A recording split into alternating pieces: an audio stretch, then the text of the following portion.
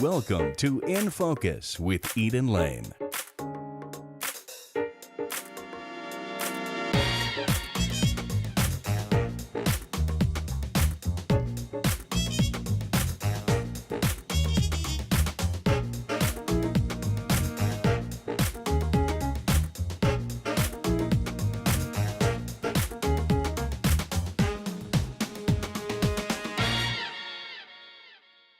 Hi, I'm Eden Lane. This week we're at Backstage Coffee at the Denver Center for the Performing Arts because we're bringing you visits with two playwrights whose works are being produced as world premieres at the Denver Center Theater Company. We met them last year at the Colorado New Play Summit. Here's our visit with both of these wonderful playwrights. This year's Colorado New Play Summit by the Denver Center Theater Company received strong attendance from the industry and the general public.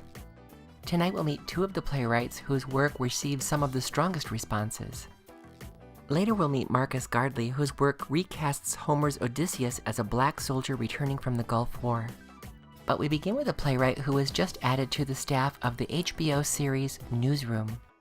Matthew Lopez brought a rollicking play, The Legend of Georgia McBride. It follows a young Elvis impersonator who finds out he's about to become a father. The joyous, bawdy comedy has a good heart, even if it has a few controversial characters. We met with the charming young playwright immediately following his industry reading. So we just saw the first reading. Did you have another reading before this? We had one yesterday. You had one yesterday. So this was the industry reading for the commission you had for the Colorado New Play Summit. Yes, it was actually a commission at the Old Globe where I was artist in residence last year. And so this was the culmination of the residency there. And the Colorado New Play Festival read it and invited me to come and do it here.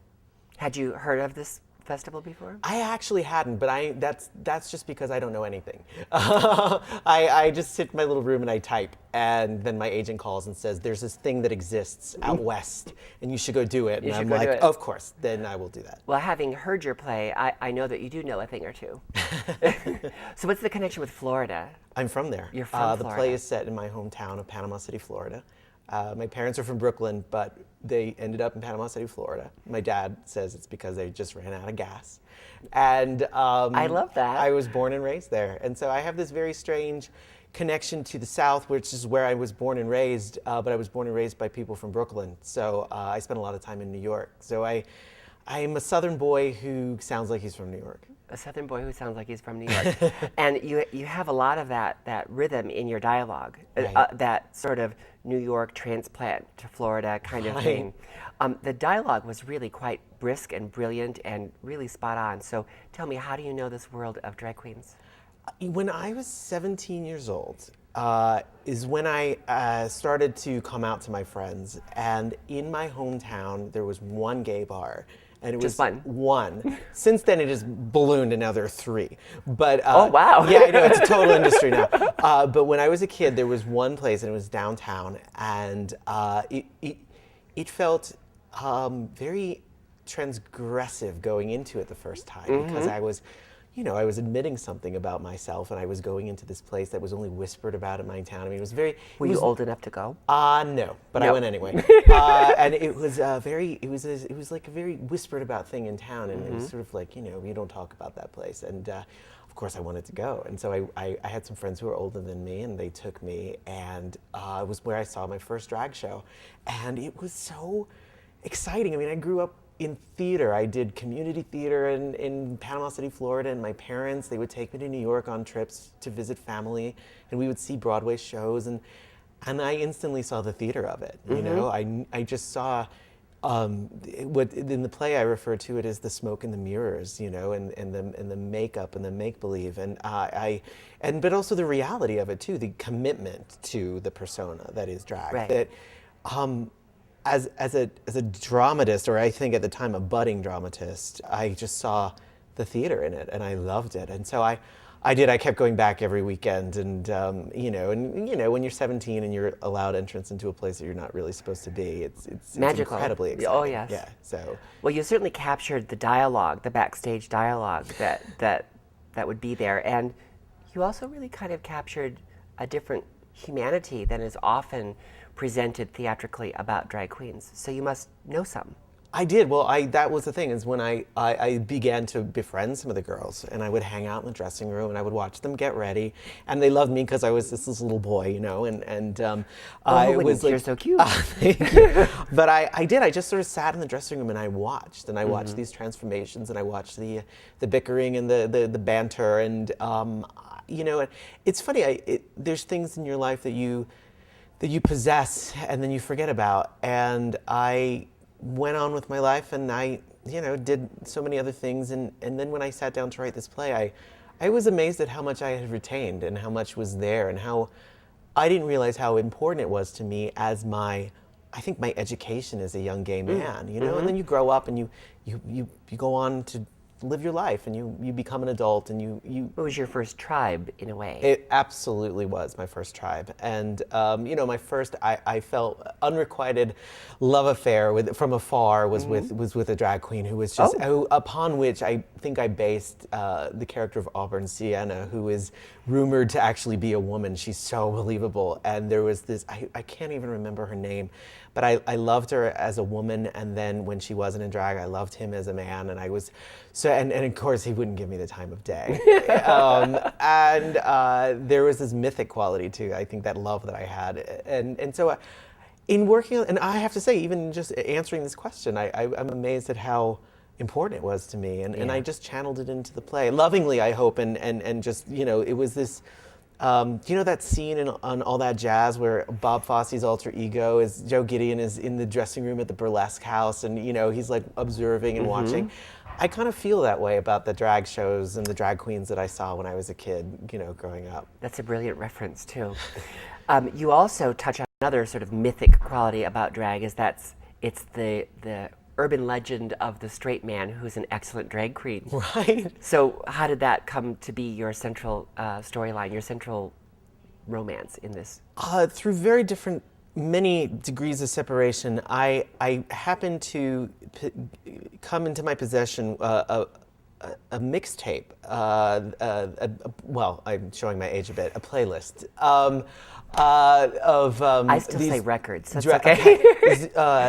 And the name of the playlist was called Persona. And like I said, through several degrees of separation, a woman's boyfriend, who was just a conceptual artist, decided that he was going to investigate and tackle drag for himself as an artist. And he came to it respecting the art and wanting to learn about the art. And I never met him, actually. It was just, again, so many degrees of separation. But I got my hands on this playlist that they had created for themselves. And it was all these Emmylou Harris, all these Loretta Lynn, Tammy Wynette, all of this stuff that I'd heard because I grew up in the Deep South, but I never put together in a compilation. And it was influenced by Elvis a little bit. There was a lot of covers of Elvis. There was a lot of songs about Elvis. And so I would listen to this playlist because it's just a fantastic playlist. And it was one day on the subway, I'm listening to it, and a play began to form in my mind of what would a straight drag queen look like,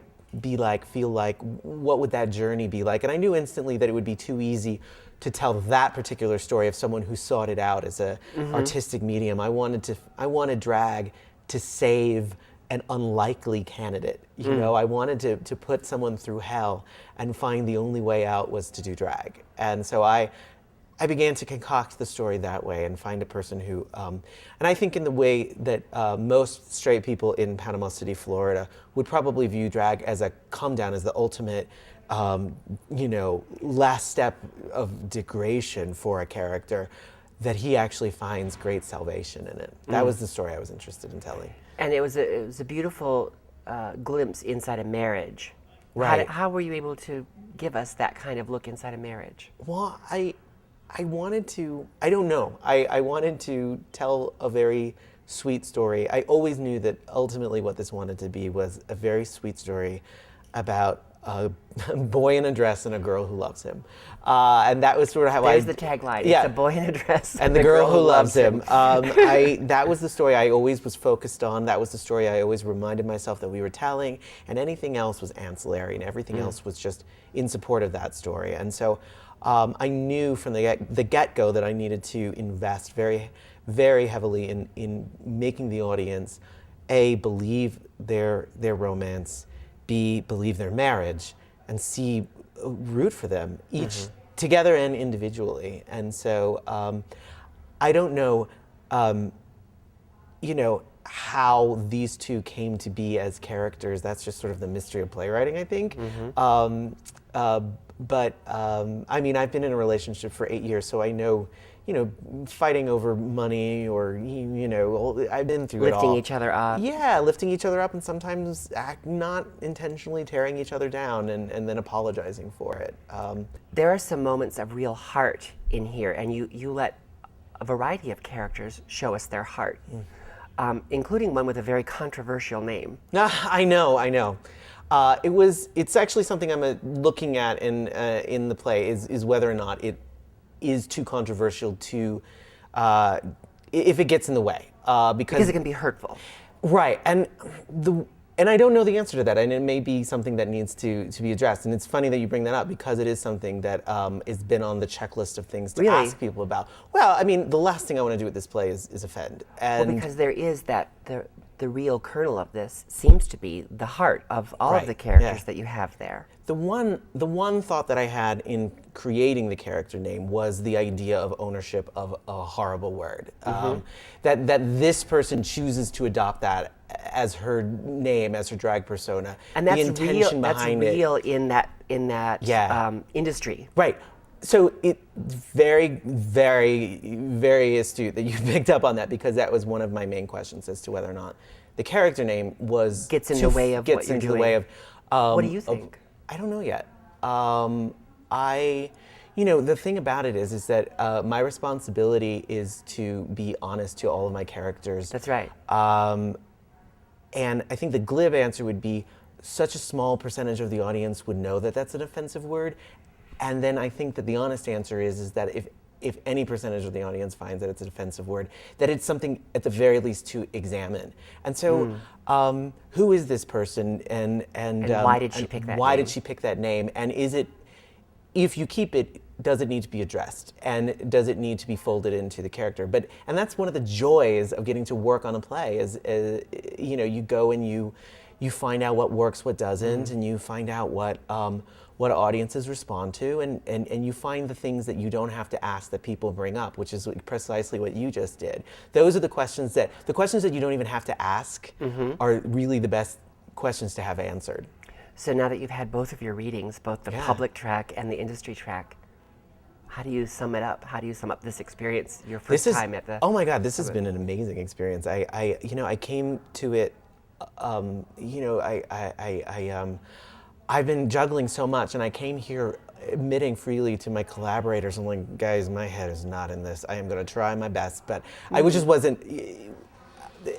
I'm blessed to be busy, and so arriving here, I was like, oh, let's wrap our minds around this play. Yes, breathe and wrap your mind around the play, and it has afforded me this beautiful opportunity to sit down with some really great collaborators, some really wonderful actors, and examine it and roll up our sleeves. And everybody, we've worked. I spent a good 2 days rewriting the second half of the play, really trying to snap it into focus, remembering that we are on a hero's journey and a hero's quest, and putting our hero front and center, and with all the self-doubt and all of the courage and the encouragement that a hero story needs to have. And you want to put your characters through hell, but then make sure that they land safely on the other side. So we spent a lot of time working on that, and it's been an invaluable experience. I know you could tell from the reaction of the audience when I was there just moments ago that you succeeded in that. I'm grateful to know that, and very happy. I mean, you write plays, you tell stories because I believe that the act of storytelling is, here, I made this for you. Even if it's a story not like this, but if it's a story that's a little hard to embrace, if it's maybe a truth that people are resistant to. Right. The ultimate goal, I think, of storytelling is, here, I made this for you, for your enjoyment, for your education, for you to peruse and take home and think about. And so when you have an experience which was so great, where you just said, yeah, I made this for you, what do you think? And the audience goes, yeah, okay, thank you, I'll take that. It's always nice. It's always gratifying. Well, thanks for coming down right after It's your my reading. pleasure. I know you're going to have some more fun experiences through the rest of the Yeah. weekend, and I'm glad we had a chance to talk to you. It's my pleasure. Thank you so much.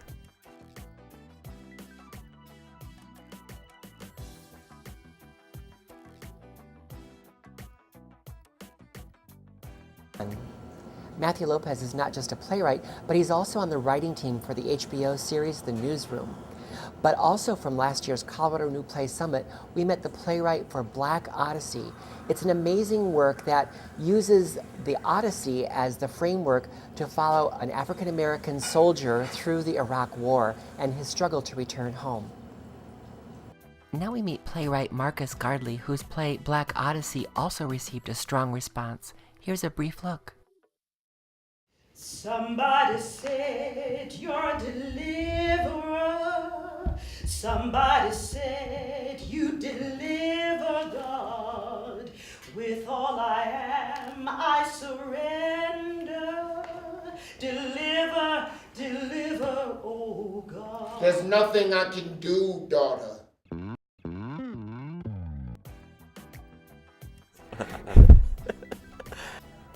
So you've had both of your readings already. I have. How's that feel? It feels great. I'm so elated. The audiences were so warm, so open. I really feel like I heard my play, and that's the greatest gift I think a playwright can give. Was this the first time you had a chance to hear your play given that kind of treatment? Absolutely. This is the first time I've heard it, and I did 2 major rewrites in the 2 weeks that I've been here. So it's been invaluable, this experience. Now I have to say, you were really given the full-on treatment because the cast that you had reading your play was amazing. Thank you. Thank Don't you agree? I totally agree. Superstars, all of them. They really were. Yes. And it was really, for me, not knowing your material before I got here, but knowing a little bit about it, it was musical and rhythmic and inspiring. So how did you react to it? It was great. You know, our first rehearsal, when they all started reading it, it felt like instruments, like we had gathered in an orchestra, and the melody and the harmony, that just blended so well. So actually all of the music that you heard, all of the vocal arrangements, those actors came up with that themselves. Those melodies? Those melodies are all theirs. Yeah, they're amazing. Wow. Yeah. Wow. So what did that feel like we know that theater is a collaborative art form, but that really is collaborative when you only gave them the words and they came up with the melody. Absolutely, and they were gung-ho from day one. You know, I felt bad because I had recorded some of the songs, but the recording was bad. And they said, don't worry about it, we'll rehearse, tonight we'll go over it, we'll study the material, and we'll come up with some melodies for you. They obviously understood where you were coming from. Absolutely. What the history you were trying to convey and the hope you were trying to bring. Absolutely. It was that handshake, those Yes. roads matching up, wasn't Absolutely. That's the best way to describe it. From day one, it's like, even one actress said she felt like she knew me just by reading my work, so it was definitely like kismet, you know, it's been great. So let's try to explain what this is without giving away too much. Sure.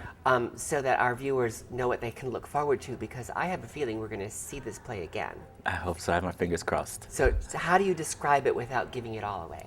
I would say it's, you know, basically it's an adaptation of Homer's Odyssey, the Odyssey, but it is a Afrocentric take, if you will, on the story, and there's a lot of, the journey is through African-American history.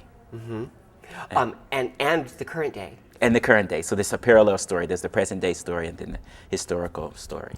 So there's a lot of magic in this Absolutely. way of telling the story. Absolutely. And that can be a real cumbersome device to have to deal with as a writer. But I think that you handled that really adeptly. So how Thank did you you. deal with the magic in this story? Well, you know, all of my plays deal with magical realism, and so that's one of the things that it's actually, I think it's a blessing, and it could be a cursing because sometimes I overdo it. It's easy to get bogged down in Exactly. it, isn't it? It can be, I can get really, you know, abstract and strange. And so the great thing about adapting the story is I had to follow the structure of the original. So it was sort of like a great lesson, a great education for me by studying the Odyssey and reading Homer's other works. I basically feel like this is an homage to the Odyssey. It's one of my favorite stories. So What makes it your favorite? One of your favorites? I love the adventure. I love this idea of a man searching for home, and I love that we get to see what his home is like while he's away, so we know what he's coming back to. And then I really wanted to talk about the idea of without giving too much away, the idea of being raised by a single mother and the complications, the gifts that could bring, but also for a lot of people that it's problematic. And I really want to talk about that. I think it's a really great question. And I also wanted to talk about a soldier, what it's like to be a soldier and to be trying to get home and what's going through your mind. I didn't want to tell the stereotypical story of PTSD, soldiers who suffer from that, but I wanted to actually add more conversation to that story about a soldier coming home and being lost and trying to find your way. I have to say that this really, some of your work, some of your research in writing this really touched me in really important ways. When you mentioned the Scarborough Boys, for example. Yes. There was a beautiful Broadway show about that was very controversial. Absolutely. So for you to even touch on it in the way that you did must have felt like you were raising the stakes a little bit higher risk. Definitely. So what was it like for you to find all those references to tie it in to helping us learn the story of our country? Absolutely. Through an African-American lens? What was that That's such like a great for you? question. They came to me. It's really strange. And actually, while I was here, I had the Scottsboro Boys and Emmett Till. All of that came to me while I was here. While you were here While I working was on the play? here, I had not intended to do that at all. That wasn't there before? Not at all. In fact, the whole history thread we discovered together with the cast and the director while I was here. This play, this draft that you saw, is almost a whole new play that I've discovered while I was being here. It's just something about being here and the peace and the quiet and the elevation. It just kind of opened me up and opened everybody up, and it was a powerful experience. You're not a new writer. No. But you will be new to us. What is it like for you to come into this environment? You just described the peacefulness, but it's also this beautiful bubble that the Denver Center Theater Company creates for the writers. Yes. Many festivals say that they're about the playwrights, but I think that from what I understand from all of you, it really is about you and your work. What is that like for you as an artist? It's the greatest gift. When they commissioned me, first of all, they told me, well, what do you want to write? Usually when you get commissioned by a theater, they say, okay, we want you to explore this. And first of all, they said, and they also asked me to write big. No one's asked me that, because that's what I do, right? Epic plays. Oh, big, think big, bigger. And they gave me time and space. So a lot of theaters, they kind of nudge you constantly, and they nudge, but they give you a gentle nudge at the Denver Theater Center. And I've come to the Playwright Summit. This is my 4th time, so I love it. And so I kind of knew what to expect. They really want me to come to get a sense of what it's like to be here in the festival. And it's just really open. I really feel like the playwrights are at the center of it. You have full say in the casting and your director and your dramaturg, and they're really just there to support you. It's really amazing. It's funny they told you to write big, because you certainly did write big. Exactly. And of course, hitting that mark, writing big, it's always easier to overshoot and then try to manage the story. So what did you get out of hearing these readings and this incubator period to try to manage the story? I know you added all that beautiful moving history to the play. Thank you. Yes. What else did you get out of it? That's a really great question. I think the most important thing I got out of this, the readings, was I started to understand the rhythm of the play. So there's tragedy, and then there's the music, and then there's comedy, then there's history.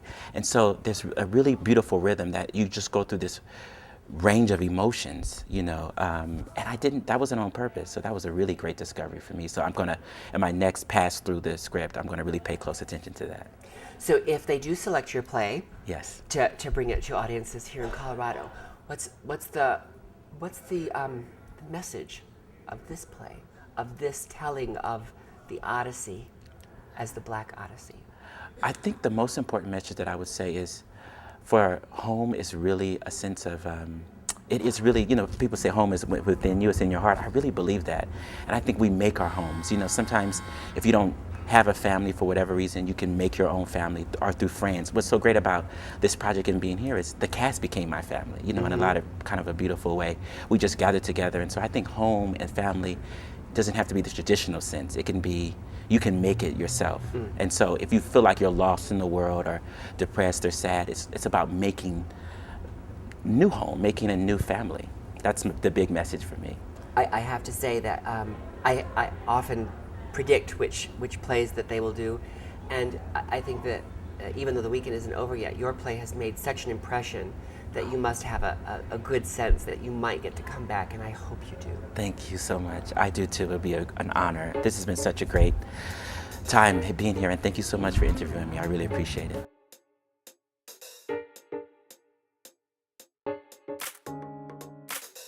Rehearsals are already underway at the Denver Center Theater Company. A fusion of modern reality, humor, and song with ancient myth. Marcus Gardley gives us a compelling twist on the Odyssey in Black Odyssey. Combining Elvis impersonators and drag queens, the cast of The Legend of Georgia McBride by Matthew Lopez is learning a new way to work it. Both of these plays are making their world premiere at the Denver Center Theater Company this month. All the details are available on their webpage, denvercenter.org. And details about the next Colorado New Play Summit. In an upcoming edition of In Focus, we'll visit rehearsals at Paracel Arts for their new tango project, and they sent us this brief preview. Hello, my name is Loretta Travalia, and I am the creative director of Parasol Arts. Parasol Arts is a professionally operated non-profit organization that promotes and advances dance, theatre and music through live performances and educational outreach, taking inspiration from the art of Argentine tango. Parasol Arts recently successfully produced a show that explores the enigma of tango and why so many people throughout the world are dancing tango socially. Argentine tango is an improvised dance in which two people come together in a truly human connection and an embrace, and both have to be 100% present in the moment. In a time when many of our connections are made electronically and in a hurry, having this true human connection can only be beneficial. Paracel Arts Dance Company's production of El Corazon de Tango plays at the Vintage Theater February 8th and 9th. Details are available at vintagetheater.com. Remember to join us on Facebook and Twitter. Thanks for watching. Good night.